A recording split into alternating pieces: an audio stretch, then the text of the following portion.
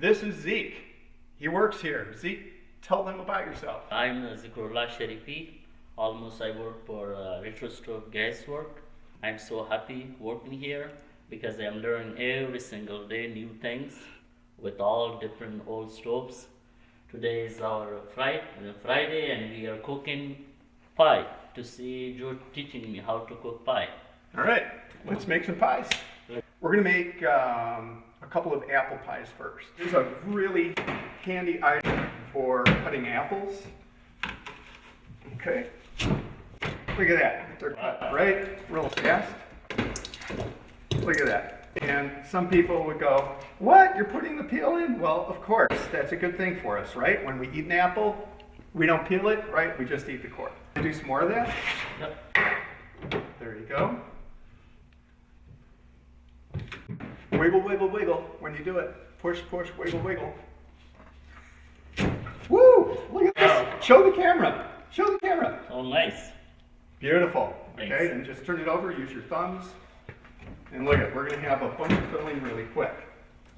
My philosophy for fillings is that if they look beautiful, they usually turn out beautiful. So I got apples of 2 different stripes. So we want to just quickly flavor this with a few things. For pie, usually vanilla is good. Maybe a bit of lemon is good, especially if you don't have really flavorful apples. Sometimes you don't. Sometimes you got old apples. Sometimes you got to spice them up. Vanilla, lemon, maybe a few spices. Then you got to sweeten it, of course. So we can use sugar on this. If I'm using sugar, I try to use brown sugar if I've got it. Ideally, this is really expensive as a sweetener. Honey is a fantastic sweetener, especially for apples, because it lends a lot of richness to the flavor rather than just sweetness. So, and basically, you can just do, if you're using a cup of sugar, use a cup of honey, and you're good to go. So today, we're going to use honey because we got it, okay? And for one pie, I figure about 1 cup, and so we got 2 pies going here, so it's going to be pretty much all of this. There we go. All right. I'm going to mix that up. Yep. And I think I am going to squeeze a little bit of lemon into that.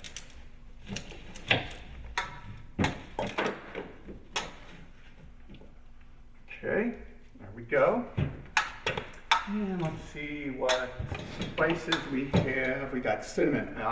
Cinnamon is always a good spice for pie, so we're just going to throw a bunch of that in there.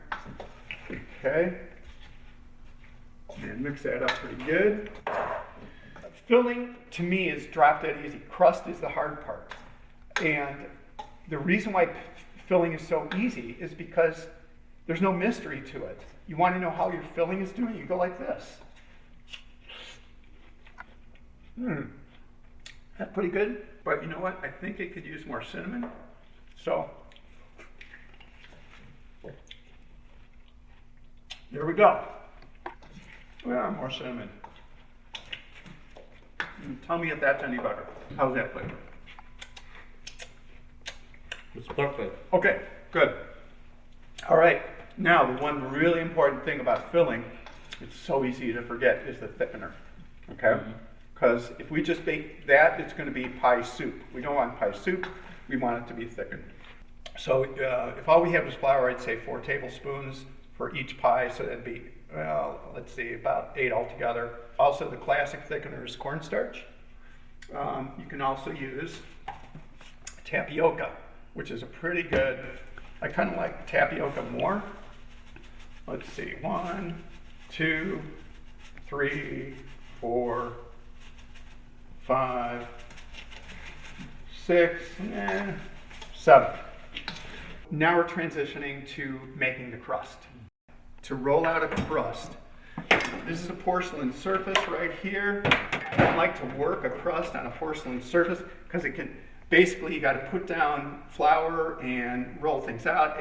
The crust will slide around. I don't like that. So down here, I keep my pastry cloth. This is also a pastry frame, I should say, is also forgotten technology. It's a really handy thing. It gives you a great surface to work on no matter what other kind of surface you're actually working at. Look at that. It keeps it nice, stretched, doesn't fold up, and because it hangs on the side like that, I can just press my body up against it and it's not going to move around. See, now it'll move around, press my body up against it, it will not move. Here's the surface, piece of cloth. What I'm going to do is prepare it by just putting a bit of flour on it. I'm also going to put a bit of flour on the roller, like that. Even it out right there, maybe just a little bit more. Now, the first crust we're going to make a double crust pie. So got a crust on the bottom and a crust on the top. And a really great thing for enabling the crust not to stick on your pan is to put cornmeal down for your first crust. So that'll be on the bottom of the first crust, and that makes this non-sticky. Some people say, oh, just grease this with whatever shortening you're using in your pie, but that's a little bit of a mess. It's not as reliable as just using cornmeal. It also gives the crust a nice kind of crunch, a little bit of a crunchy texture, which is good with because you want your crust to be flaky and a little crunchy. Okay, so there's the two main ingredients in any crust is flour and shortening. We're going to make two pies worth of crust. Okay. One of my philosophies about making pies, you never make one. You make one for yourself and you make one to share. So always make at least two. For a 2 pies worth of crust, I'm going to do 1, 2, 3. It's a little bit more. They were generous. Can I ask what's the size of this one? Like, this is a 1 cup measure.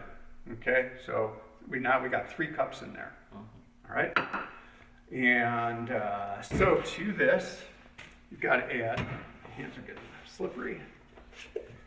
You want to add maybe a tablespoon or so of salt. Okay, make sure you put salt in. Sifting is all about. It's not about mixing. It's about adding air. That's what sifting does. It adds air to the flour. Okay? This is a much faster way to sift right here with a big old egg whisk. So all I'm doing is adding air to this. Now, people would be very tempted to go like this to get the flour off here. Guess what I've just done? I took all the air out of here. I settled the flour and took out all the air. There we go. Now, we're going to put in the shortening, okay? And what I do is I take, here, you want to hold this? That, so the camera can see. So basically, I just take like half tablespoonfuls and I distribute it evenly all over inside the bowl, okay? So, now one of the most important things about pie crust is the less you do with your dough, the better it's going to turn out. The more you do, the tougher it's going to turn out. So throughout the whole thing, that I'm going to be striving to do the least amount possible to mix this dough. Okay? So I distribute this all nice and even in here. Okay? And then maybe about 4 ice cubes in there. And then just mix the water back and forth in that. So it's not essential to have ice water to mix in here, but it does help. Because like especially on a hot day, your shortening is going to start to get really soft and practically melt. Water's ready to go. We're going to use maybe about a cup. Okay. On a humid day, you're going to use less water. On a really dry day, like in the winter, where inside the house it's super dry, you're going to need more water. This is kind of a critical stage right here. And this is where a lot of people go wrong. Pie crust instructions say, work your dough until the pieces are pea-sized. The thing is, I've never seen working dough result in pea-sized granules of flour. Never. So people work it forever because they're waiting for the pea-sized granules to appear. Don't do that. Forget the pea-sized granules. I'll show you what it'll take. Okay, so right now we have big chunks of fat sitting in a bed of flour. So what I'm going to do is I'm going to aim for those big chunks, okay? And just push them into the flour. Okay, see? I'm pushing. Anywhere I see a big chunk of shortening, I'm pushing it in.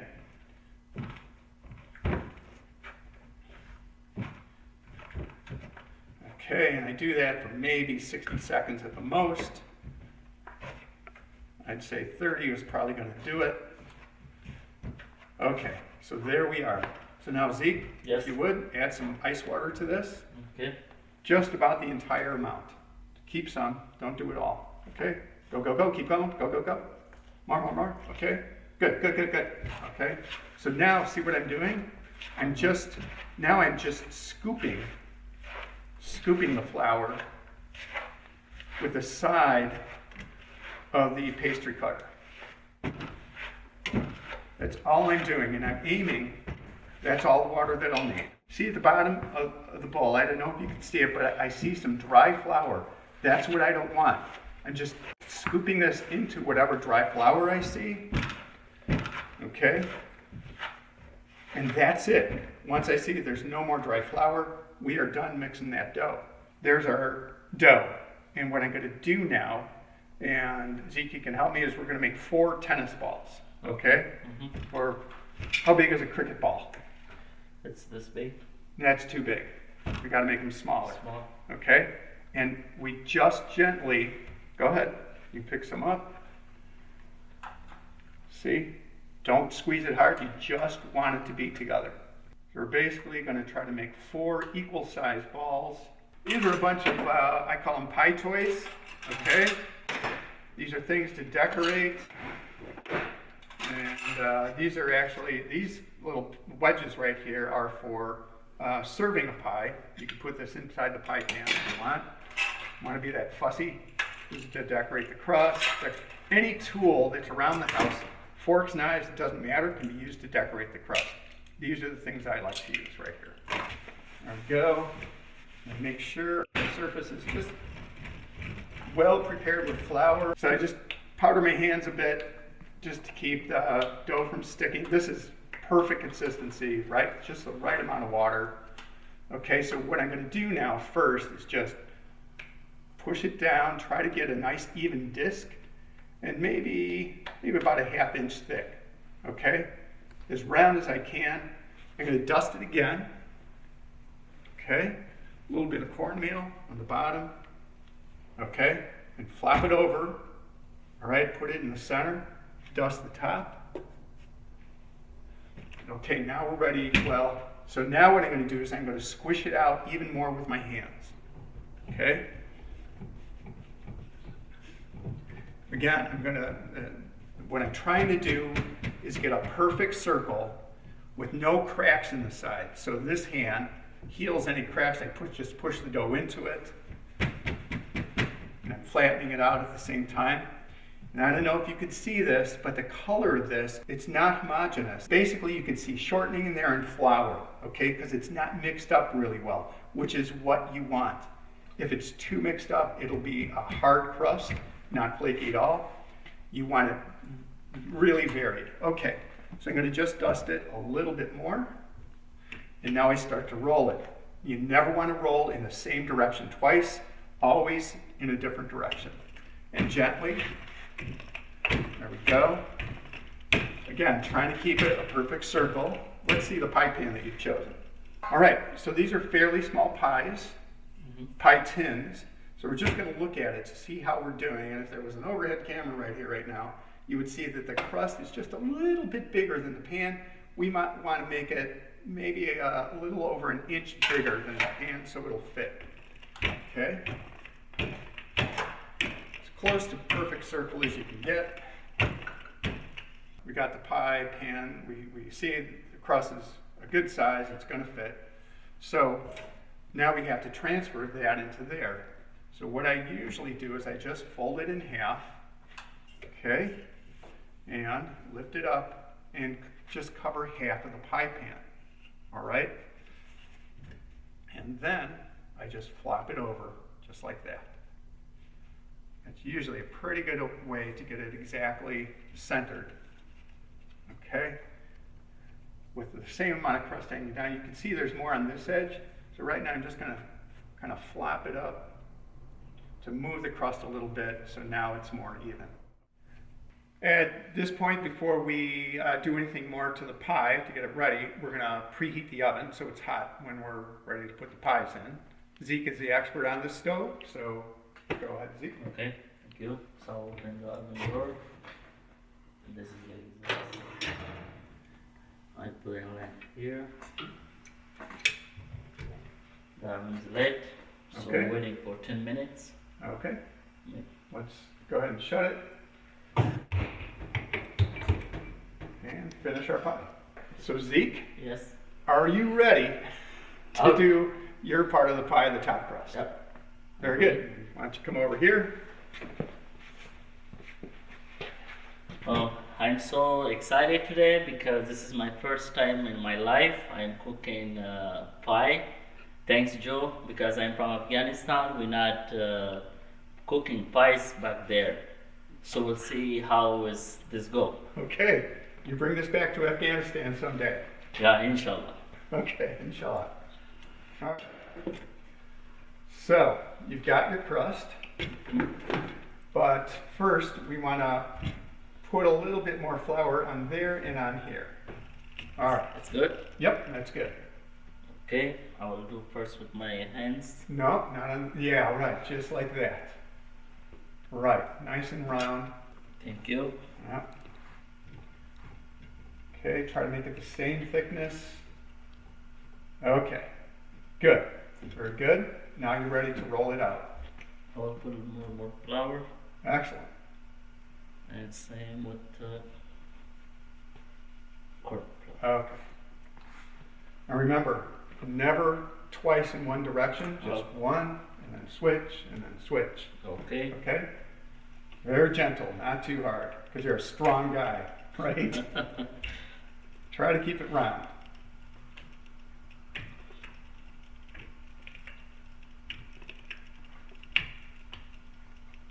He is a good student, he is a good observer.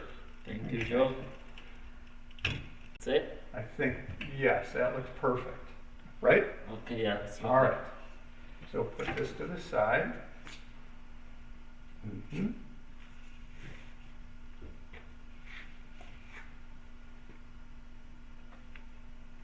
Okay, now see, there's too much here and not enough there.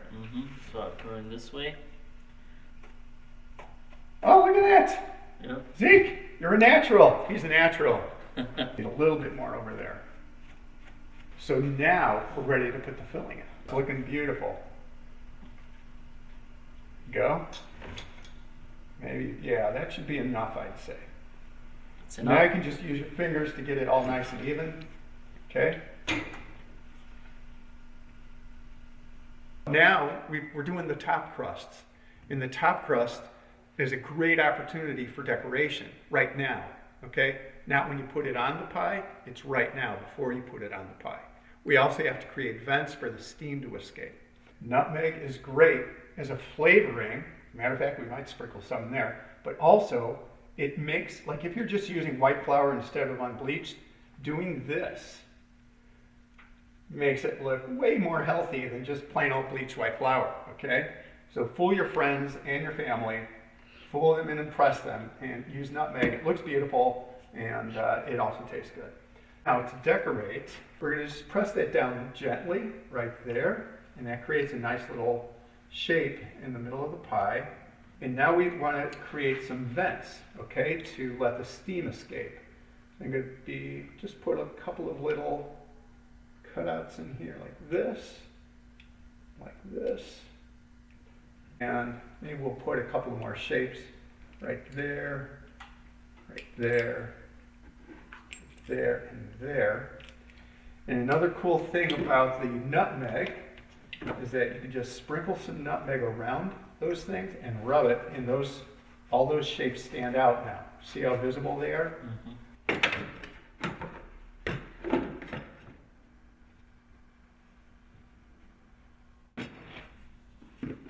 Okay, and now halfway on. Oh, wait a minute. Go ahead and put that down. We forgot one really important thing. Can you give me the butter? I really, really, really want to put butter on your filling. Maybe just like a pat broken up here. There we go. Okay, now there's butter on there. Very good. Now go ahead and take your crust.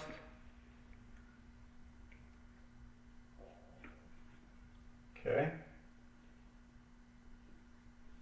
I'm going to take it on this side. How is it on that side? It's really short. Okay. Let's try to put it right in the middle. Yeah, now it's good. This is right. Very good. Okay. So now, the reason why I put it up on this thing, it kind of serves as a lazy Susan. So it's easy to rotate. And what I'm going to do is, I'm going to crimp the crust. I'm going to fold the crust over on itself on the opposite side from me. Okay? I'm going to fold it over and under so it rests on the edge of the pie tin. I'm going to try to show the camera here.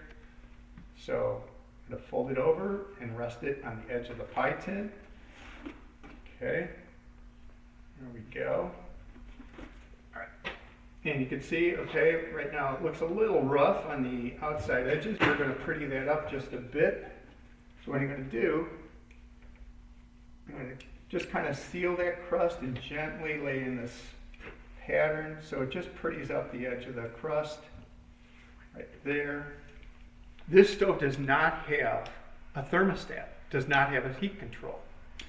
So this stove would come with a cookbook that would say, okay, if you're baking pies or roasting turkeys or whatever, this is how long you put the gas full on.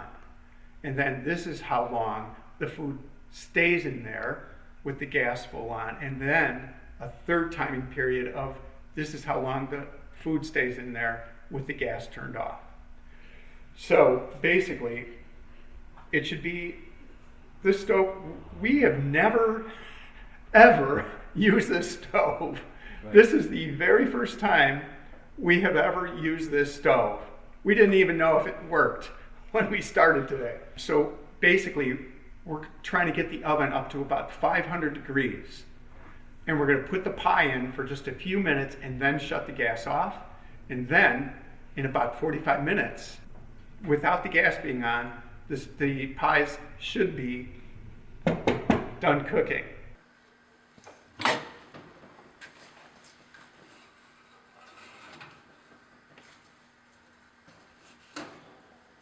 This has been our very first Pie Day Friday or Friday Pie Day. I don't know. This is our very first one, so I don't even know what to call it. I should also say that this date is kind of auspicious. It's January 20th. On January 22nd, 2 days from now, it's going to be National Pie Day. So the whole country will be celebrating and we'll be ready because we got 2 pies. So I'm sure they'll taste just as good as they were looking.